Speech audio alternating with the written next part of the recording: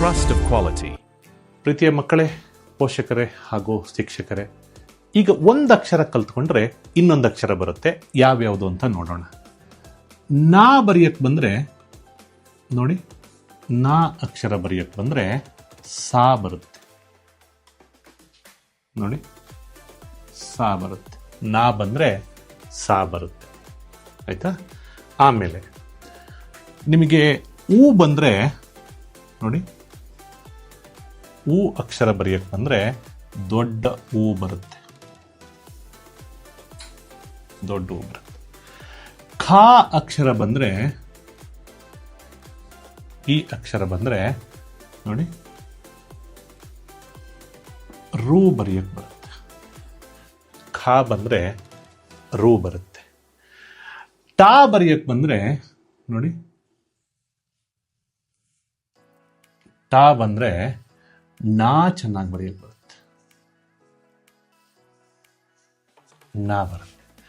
ಟಾ ಬಂದರೆ ನಾ ಬರುತ್ತೆ. ಈ ಬಂದರೆ, ಈ ಬರೆಯಕ್ಕೆ ಬಂದರೆ ನ್ಯಾ ಬರುತ್ತೆ. ನೋಡಿ, ಈ ಒಂದು ಅಕ್ಷರ ಬಂದರೆ ನ್ಯಾ ಬರುತ್ತೆ. ಹಾಗೇನೆ ಅಹ ನೋಡ್ಕೊಳ್ಳಿ. ಮತ್ತೆ ಅಹ. ಎ ಬರೆಯಕ್ಕೆ ಬಂದರೆ ನೋಡಿ, ಎ ಬರೆಯಕ್ಕೆ ಬಂದರೆ ದೊಡ್ಡ ಎ ಬರುತ್ತೆ. ನೋಡಿ, ಎ. ಆಮೇಲೆ ಚಾ ಬರೆಯಕ್ಕೆ ಬಂದರೆ ನೋಡಿ, ಚಾ.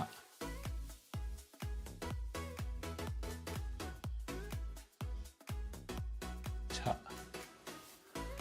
ಸೊ ಛಾ ಬರೆಯೋದಕ್ಕೆ ಬರಬೇಕು. ಇಷ್ಟು ಬಂದರೆ ನಿಮಗೆ ಎಲ್ಲ ಅಕ್ಷರಗಳು ಕಂಪ್ಲೀಟ್ ಆಗುತ್ತೆ.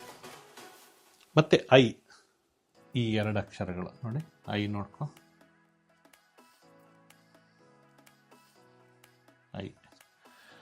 ಐ ಬರೆಯೋದಕ್ಕೆ ಬರಬೇಕು. ಛಾ ಮತ್ತು ಐ ಆಲ್ಮೋಸ್ಟ್ ಎಲ್ಲ ಅಕ್ಷರಗಳನ್ನು ಕಂಪ್ಲೀಟ್ ಮಾಡಿದ್ದೇನೆ. Okay, thank you.